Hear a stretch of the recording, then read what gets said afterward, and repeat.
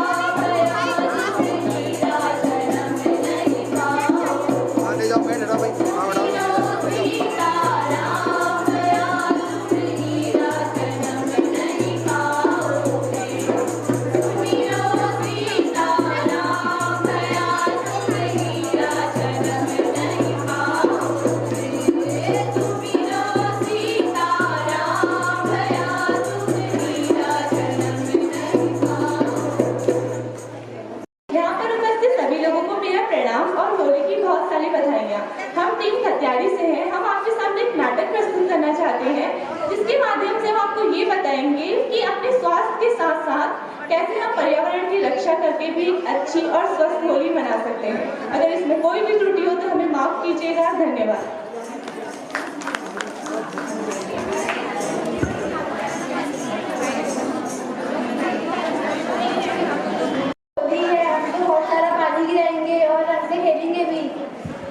और कल तो स्कूल की छुट्टी भी है और बहुत सारी गुजिया खाने को भी मिलेगी। चलो जाके इस गुब्बारों में पानी भरते हैं।